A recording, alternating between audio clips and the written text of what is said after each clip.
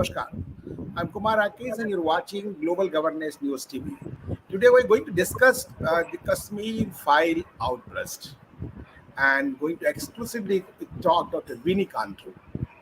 He's eminent doctor and social activist from Jammu Kashmir, and just we can say just a survivor of that all episode. I not say the good or bad, but whatever happened in the past, not good, not properly good. Just a little brief, just give introduction about Dr. Viny Kantroo, the consultant respiratory critical care and sleep medicine at Indraprasth Apollo Hospital, New Delhi, member of Royal College of Physicians, MRCP, London, Diplomatic National Board, DNB, Respiratory Diseases, Indian Diploma in Central Care Medicine, IDCCM, ISCCM, European Diploma in Adult Respiratory Medicine, EDARM, Fellowship from King's College Hospital, NHS Foundation Trust, Life Member Indian Chest Society, European Respiratory Society, Indian Society of Critical Care Medicine, European Society of Critical Care Medicine. Gold medal in the MBBS, faculty for the DNB Pulmonology and Critical Care, Apollo New Delhi, papers in national and international journals, multiple chapters in books, including comprehensive textbook on COVID-19, Salisbury's publishers, principal investigator, co-investigator in various multi-center, multinational trials, including Sputnik V, 2D, FDG, BCG trial, group study, and real interest in critical care, interest in pulmonology, interstitial lung disease, rehab in the COVID-19. As you know, she has done a lot for just to fight with COVID with all patients and the society as a social activist. Welcome, Dr. Viny Kantroo. Just how just you watch the movie Kashmir Files of Vivek Rajendra and Motri, and after see what your reaction.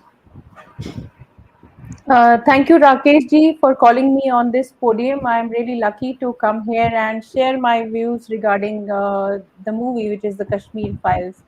Well, I did watch Kashmir Files, and that too after a gap of almost 3 years because of the pandemic. We didn't used to go to the theater, but definitely I went to a theater and watched this movie. Although I did not go at once when the movie was released because I was apprehensive of going to the theater and kind of getting very emotional in the theater. I thought that I would not be able to bear it because it is actually the naked truth which has been shown in the movie. It's complete truth, nothing else. And I should say that it is only 10% of what happened in Kashmir during those 3 years, which started in 1988, 89 and lingered on till 1990 when the outburst was so irrational when we had to leave in the middle of the night exactly in the way which you saw in the movie. So we traveled in a truck like cattle. The cattle, the fodder which is fed to the cattle was also being carried in the load carrier, and we were also sitting in the same truck. We were almost 3 to 4 families uh, from the same region, and exactly during the same night we had to wait at somebody's residence. It was the residence of a business person who was there, who used to run a business of carrying these kind of fodder and cattle in the truck. So we had to wait in their residence, and exactly what has been shown there, that we had to wait for the cross firing to get over that night, and in the wee hours of the morning, somewhere between 3 to 4 a.m., we had to leave in the truck. So, which part of Jammu Kashmir you belong to? I belong to Anantnag, which is a part of South Kashmir. So it is almost 2 hours from Srinagar. If you go in a car, I think it should Yeah. be less 1.5 hours nowadays. But those days, everybody didn't used to have cars. So mostly as a child, I remember we used to travel in bus, and it used to take almost 2 to 3 hours because usually buses, they are very slow to travel. So it is south of Kashmir, Anantnag. We used to live there. That is my native place, and I remember my address also. It was on the Pahalgam Road, just opposite the Women's College, which was there. So that was my address in Kashmir. Have you been there after that when situation normal? Well, if you ask me, have I been to Kashmir? Yes, I went to Kashmir after the Exodus in 2005. That was for my counseling for MD. That was the first time I visited Kashmir after the Exodus, but that time I didn't go to my native place or to see my house there. But I always had this thing in my mind. It used to linger on in my mind. I had certain closures which needed to be arrived at. So I went there in 2021 recently. That was in August 2021 to see my house, and this was alone because I wanted to travel to my native place alone. The reason I will reveal in our conversation as it goes along. So after 2019, you went there. Which is in 2021. It was twice. 2005, I went for my counseling for MD, and then 2021 August. So just how just you find the Kashmir before 2019 and after 19, Right. and So when after I this went into abrogation of 370 and 35A. Yeah. Right, definitely. So when I went in 2005, this was with my father. It was to go for a counseling because after you have cleared the entrance for the post graduation in medicine, you are admitted to various courses depending upon the counseling sessions which happen. So my father was accompanying me for this trip, and this time we were in Srinagar only, and I did tell my father that there is an unnerving feeling over here which I'm not liking. I did find the air very strange over there. I found it a little bit unsafe to be on my own and live on my own there for my post graduation maybe. And my father was really very clear when I had cleared my entrance of the MD in Okay. J&K. So he didn't want me to, remain in Srinagar and study there. It was very clear in his mind that he's not going to leave me in Srinagar, exactly in the same hospital where a nurse who was our neighbor was brutally raped and killed. Okay. So just some any memories about 89 and 91, 92, 90s to your mind? Well, definitely, I was about 9 years old, and I have vivid memories of what we went through that night, though I was very small to understand everything. So I thought that somehow somebody has taken, control of this region, and it's for us to leave this region because otherwise we will be killed. And at once, there were some slogans which were raised from every masjid which was in our mohalla. So we used to live in a mohalla which was inhabited by both Hindus and Muslims who were our neighbors. But that night was really unusual. Every mosque, every loudspeaker was actually saying that you need to either leave, convert, or die. And there were a lot of killings which were happening, and these were brutal killings which were happening. And they were not something common. It was that they are being targeted just for their religion, or for their say for India. They used to say for India, and they were actually called that they are mukbirs, and they should be killed. Any mukbir who is in Srinagar should be killed, and anybody who doesn't understand our religion should be ousted out of here. So that is something very, very disturbing whenever I think about it, or the memories of bomb blasts, the fires happening, the cross firing, we going under the beds to save ourselves, and also that my father was posted somewhere else, which was again a militancy infested area. which was Baramulla at that point in time. So me, my brother, and my mother used to stay alone at home, and it was very, very disturbing for my mother as well to take care of two small children when so much was going around us. Now you think of the abrogation of 370 and 35A, normalcy will come. So you think now Kashmir, Jammu Kashmir is normal, and all the after the new rules, the new laws, all are happy and should be happy. So how just you read the governance and work of government for the Kashmiri Hindus and Kashmiri Pandits who just left after the genocide? I'll not say the exodus. I always say genocide more than 20 years back. Definitely. So, to answer your first part of the question, whether there is a difference between before 370 abrogation and after 370 abrogation, then I should definitely say yes. And the reason is very simple. When I went in August 2021, I went on my own, and it was a common taxi which I took to go from Srinagar to Anantnag, which is south of Kashmir, was actually a heavily infested area with terrorists. But this time I wasn't afraid, and I just The took first, that I think that taxi. is the first district who just occupied by that terrorist, those type of Right, it terrorists. was. Yeah. Yeah, they were very dreaded terrorists, which were more towards the south of Kashmir, the Baramulla, the Anantnag belt, which I used to hear every day in the news, which we used to hear on radio at that point in time, because not every home had TVs, and also the Doordarshan was affected due to many activities which were going around at that point in time.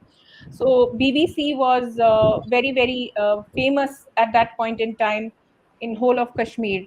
So, to say it in simple words, that I found a difference, that I can travel in that city on my own, alone, that too being a female, and going on to the south of Kashmir, it was as simple as that. I found that it was safer to navigate the city. I could feel that you could go to any religious place and be on your own, and go to different places, and enjoy yourself, or the beauty of Kashmir, rather than thinking about some terrorist attacks, or somebody is going to kill you, or you need to be home because the environment is disturbed outside. And also the feel of the Dal Lake, the music going on there, the Tulip Festival, everything which I thought, and the rush of tourists and their faith in the system, definitely it had increased. So this was a visual difference between what I saw in 2005 and 2021. This is not to exaggerate or create any kind of propaganda, which often everybody pushes these kind of talks towards. But I did see that visual difference when I went in 2005, and then compared to it in 2021. So I'll just continue our program and just have time of break. And after break, we'll ask how the government is working, how the more than as a claim, 3 lakhs 50,000 or 5 lakhs 50,000 numbers of who just displaced from the Kashmir, who just I think you say the exodus, and from the after the genocide they left Kashmir, how they'll come back, how they'll settle resettlement, and how the status of temples and others way. And just stay with us, just a break, and after break we'll come again and just to talk to you.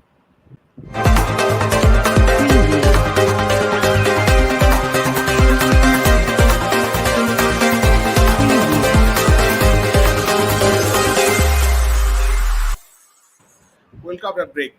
We are just talking to Dr. Viny Kantroo. He's an eminent doctor and a social activist. He is from Anantnag, the is core area of Jammu Kashmir, where just everybody knows and globally. So just Dr. Bini, just we're talking about the government is doing well, but recently you see in Sofia one Kashmiri Pandit were killed, and just some militant activities also just trying to be crop up. How do you just analyze situation? Who are they? Why they just don't want to peace in Kashmir? Right. So, regarding the second part of your question, which is whether the government is doing enough for the genocide which has happened with Kashmiri Pandits, what is the way forward and what they are doing? As far as that is concerned, I think the most somebody has helped us is Bala Sahab Thackeray, because he was the one who advocated, some kind of reservation for us in the education system, which is why we could stand on our feet after so much of problems which were there. Actually, it was our education which saved us, and saved many of our ancestors and our younger generation as well, because otherwise we would have starved to death. So it is as simple as that. I don't think any of the governments, including the current government, has taken this kind of exodus or this kind of genocide seriously ever. Though there are some works which are being done in terms of development, holistic development in Kashmir, including the abrogation of 370, which is a welcome step, because otherwise, if you want that part of the country to be completely integrated to with India and create the same kind of laws in and around Kashmir, it's not possible to eradicate the disturbance which is present there. Regarding the other part of it, that the killings which have happened in the past and the killings which are happening in and around Kashmir currently, which are targeted killings, again targeting certain people who were actually the ones who stayed back to take care of those very people who were around them. I find it very disturbing, because they have served their whole of their life, and whole of their generation has been dedicated to the service of people who are around them. And I also think the terrorists, even they are from some other country, or they intrude from somewhere else, it is not without the local help that they can penetrate and go Yes, so you are deeper right. and create every kind of information available regarding targeted killing. So they have each and every kind of information, where a particular person is, how long they have been there, who can be targeted. So it cannot happen without the local intelligence and involvement of the local people, which is what I think, and it is true to a large extent.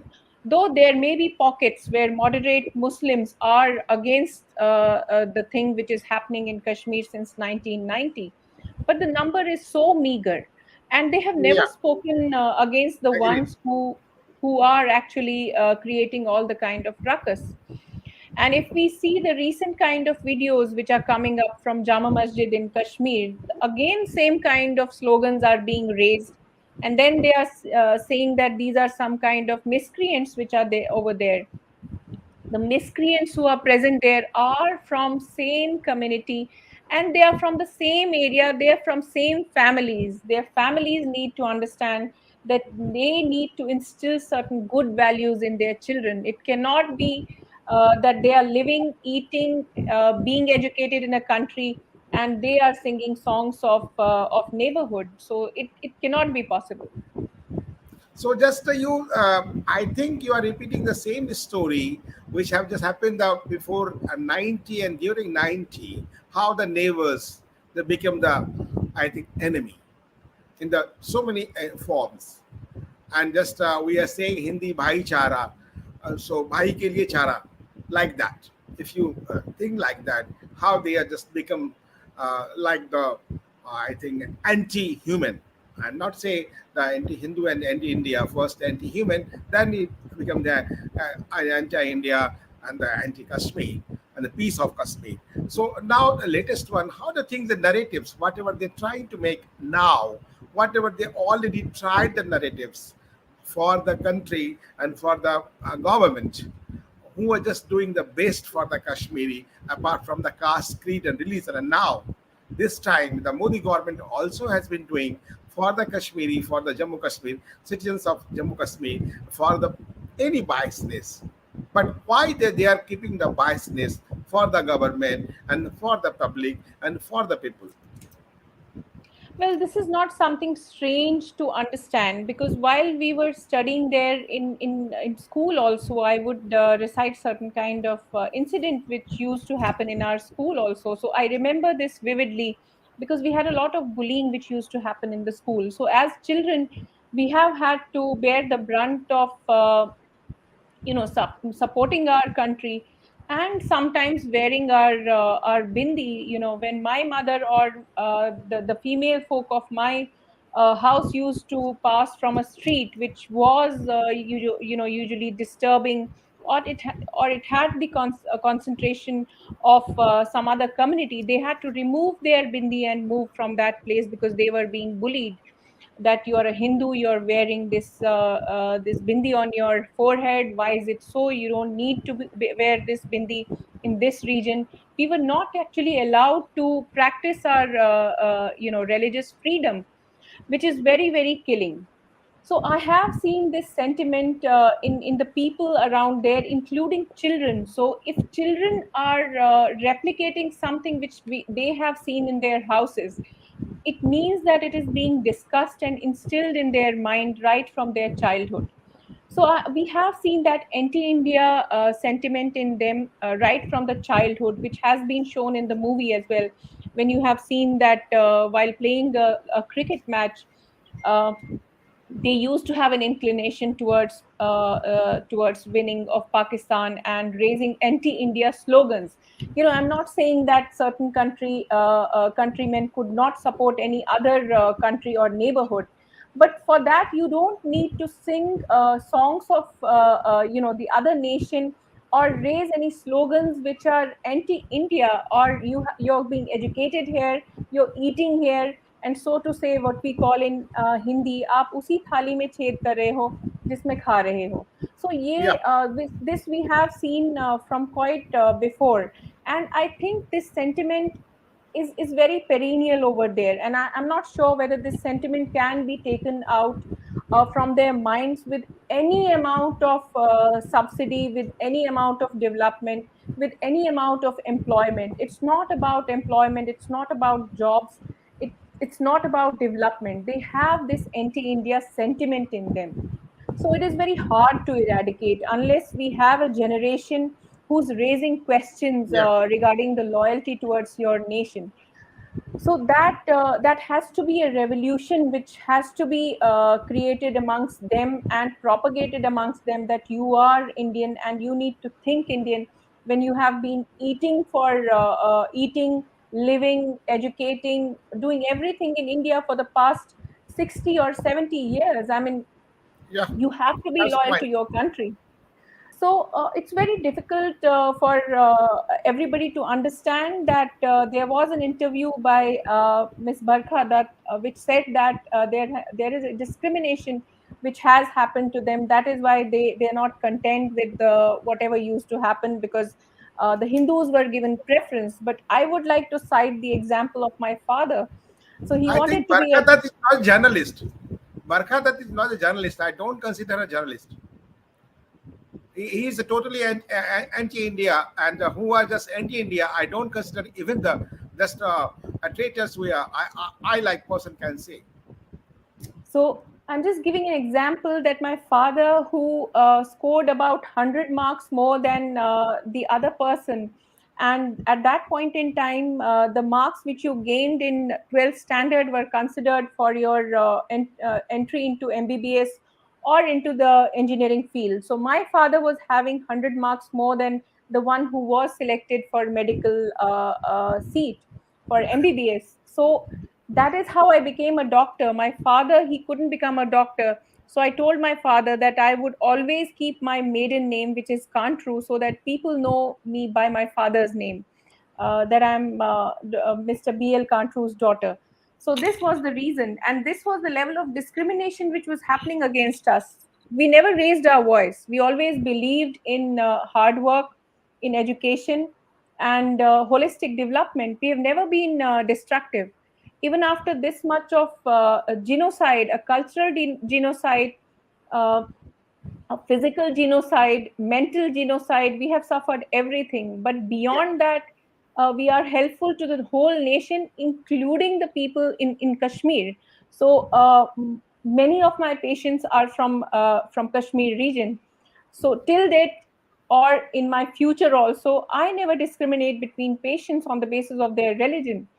But I don't understand the mentality of people that they're living in India, they're eating here in India, they're doing everything possible, and they're getting so many subsidies out of India, but still they think about the neighboring countries. So this is talking about the Bala Sahib Thackeray. The son of Bala Sahib Thackeray is CM of Maharashtra. They have totally changed themselves for the sake of the power, for the sake of the chair. So how just you just remember Bala Sahib Thackeray? I also salute him. He was real Hindu Hriday Samrat, whatever they are calling them. So do you think country needs the leader like Bala Sahib Thackeray? Definitely, we all miss him. He was a great leader, a great thinker, and a futuristic person. He had a lot of vision in him. We need people like him who will think about the nation and the holistic development of the nation. I think everywhere we will find people who will not emulate or who would not be exactly like their ancestors, and that is the hard part of life. But still, we need to keep this sentiment in every one of us, and we need to keep the nation first. The policy has to be the nation first. It's not about Hindu being the first, not about Muslim being the first, not about Isai or anybody else being the first. For me, it is the nation first, and That's that is what important. I would like That's to important. propagate. Yes, that's important. That I agree. But one suggestion come from one of the Himanshu Gunju from USA. He is living in USA, and I was talking to him. So I giving him credit also. So he just shared his thought in our interview. One memorial, this national memorial should be established in the Srinagar, just like the 9/11 in USA and other way. So people should learn the history, know about the martyrs who were just were killed in by the genocide by the Muslim traitors. What do Definitely, you there think? should be, yes, definitely there should be a memorial so that the future generations they know what has actually happened there. There should be a museum which should tell that why these targeted killings were happening and how many people have been killed. Though many people are cross-firing or debating on this fact that there have been Muslim killings as well, which happened at that point in time. But I would like to say that there is always collateral damage which happens out of so much of terrorist activities. Uh, and if we see, there were a lot of local people who were involved in all of these killings, and in the exodus and in the genocide which happened there. As I told you, it cannot be without the local help that anybody else can penetrate and wipe off a whole community in 2 or 3 days. So nice of you, Dr. Viny Kantroo. Just you came in the program and expressed your view fearlessly and what is facts is there, what is going to be the now, and how just you expect, we expect also for the more work for the Jammu Kashmir to strengthen the person who just placed from Kashmir, like our Kashmir Hindu brothers sisters, and they should come back to the Kashmir own home, just return to own home who were just gone out of home. Thank you very much. So nice of you. Jai Hind, Jai Bharat. Jai Hind, Jai Bharat.